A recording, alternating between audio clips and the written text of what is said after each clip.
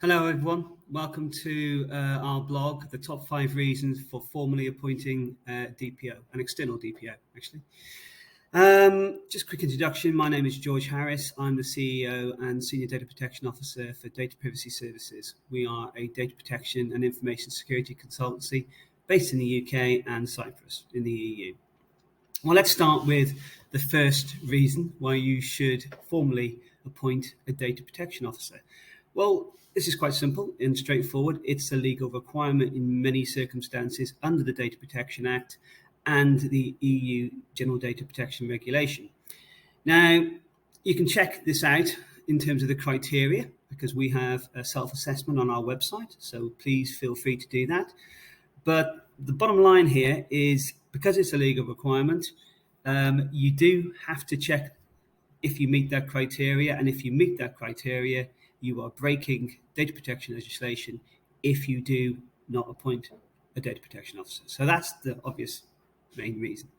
The second one is that understanding data protection legislation is actually not very straightforward at all. It's ambiguous in many ways. The way that you interpret what compliance really means for your organization is very difficult to understand.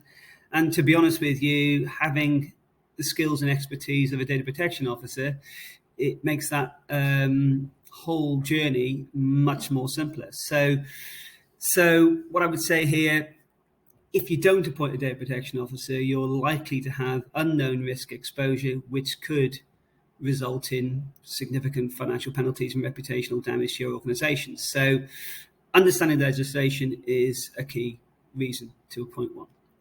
The third one, which you may not think is true, but it is true, it's actually commercially attractive to appoint an external DPO because, for a start, you can do this relatively cheaply. For example, our DPO level 1 service is only £58 plus VAT per month. But that DPO can ensure that you maintain compliance, and that compliance will be checked by your business partners in the future. Your customers have a legal obligation to check the compliance of the people who process their personal data. So without having a data protection officer in place, you're quite likely to miss out on future business. So that's the third reason. The fourth reason, it's actually very difficult to appoint a data protection officer from your existing staff members because most of those staff members will have a conflict of interest. Now, typical roles such as director, business owner, head of a function, IT, HR, finance, and even the office manager role really cannot be data protection officers because they can't really police themselves. So that's why you wouldn't appoint one of those people in those roles if you're going to stick to the letter of the law, which says you can't have a conflict of interest. So having an external data protection officer is one way around that particular challenge. And the final one, which really is a summary one really, but overall an external DPO can reduce your financial risk around litigation and fines under data protection legislation. The DPA and the EU GDPR are quite clear on this.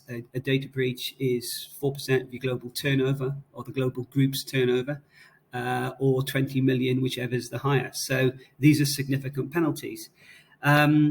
Having a DPO is a requirement if you, for example, process health information of your employees. Now, the vast majority of organizations actually do that. That often when I go to clients, they say, oh, we don't do special category data. But you do because you produce sickness forms, you do health insurance and all these sorts of things that have health information in them. Therefore, that legal requirement stands.